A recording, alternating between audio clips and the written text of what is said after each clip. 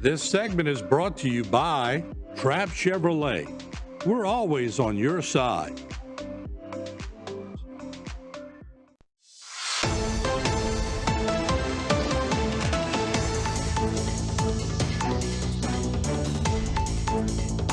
Welcome to Bayou Time. I'm Jacob DeGate, and I'm pleased to have with me joining us Lafourche Parish Clerk of Court, Annette Fontana. Thank you very much for joining us. Thank you for having me. All right. First, I want to congratulate you. You obtained a recent certification. That's pretty special. Can you tell us a little bit about that? Yeah, I recently was able to complete a program through the Election Center at Auburn University, and the certification I obtained was called the SERA certification, which is Certified Election Registration Administrator. Okay. The program consists of 12 classes of coursework through the Election Center in Auburn, and 2 additional requirements like conferences or special election meetings in Washington, or some other sort of special meeting related to elections. So I've been working on it for a couple of years now.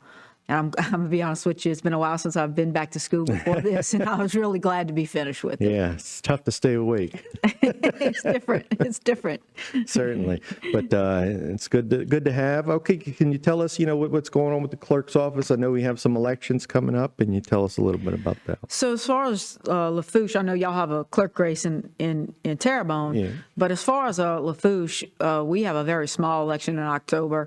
We only have a 2-precinct election in Golden Meadow. Town of Golden Meadow, one to maintain levees and drainage, really, millage. And right now, we don't have anything scheduled for November.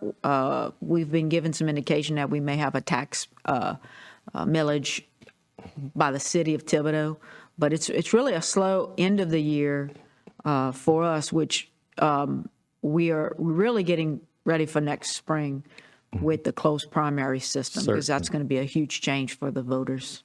Yeah, that certainly is going to be a different, you're going to have to vote only in the party that you registered. If you're a Republican, you can only, for the first, primary elections. Yes, so if you're a Republican or you're a Democrat, it's going to be really seamless for you, because you're going to vote like you did in any other party primary or like the presidential preference. The big change is that Act 84 of this legislative session eliminated the independent party. So anybody who is an independent is actually now been designated as a no party. The no party voters are included in the party primaries under the current legislation. So what that means is that if you want to remain a no party, there's really nothing you have to do. But if you are no party, you go to the polling place, you're going to have to fill out a designation form, and you have to designate whether or not you're going to vote in the Republican primary, or if you're going to vote in the Democratic primary. So if there are any no parties listening, they may want to consider, if they do feel as though their affiliation is to one party or the other, to go ahead and update their voter registration and make, choose their party if they like. And then they won't have to do those forms at the polling place. If they want to remain no party, there's really nothing that they have to do right now. But anybody that would want to update their voter registration can go to govote.com. It's GEAUX, vote.com.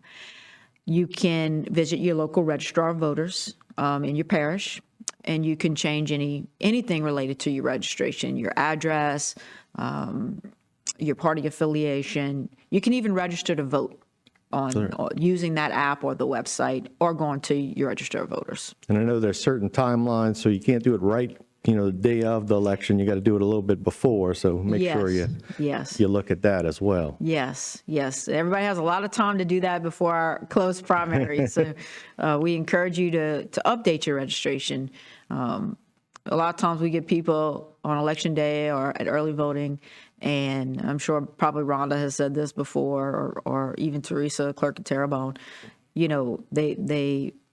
they're like, oh, I moved, You really need to update your registration when you move. I wouldn't count on any other entity if you say you did it at the DMV or something like that. I would always go and check it and go vote.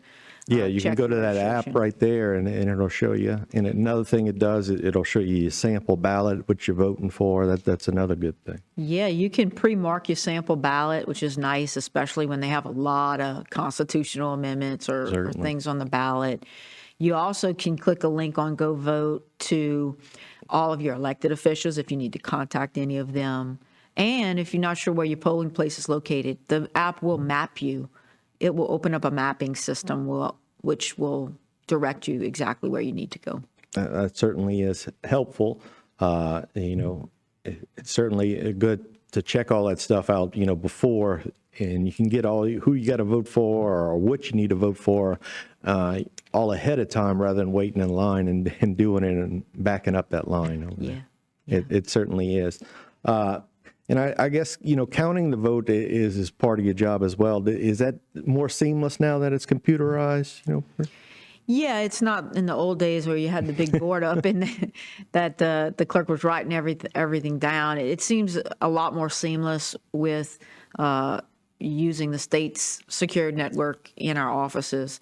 I can speak probably for all clerks that do it at an election night. It does make it a lot easier. Of course, we do have challenges with our aging voting machines. Certainly. But it does make it a lot easier than maybe years ago when everybody was standing at the clerk's office waiting for the results. All right. Well, Annette, thank you very much for coming and talking to us. We certainly appreciate it. All right. Thank you. All right. Stay tuned for more right here on HTV. This segment was brought to you by Trapp Chevrolet. We're always on your side.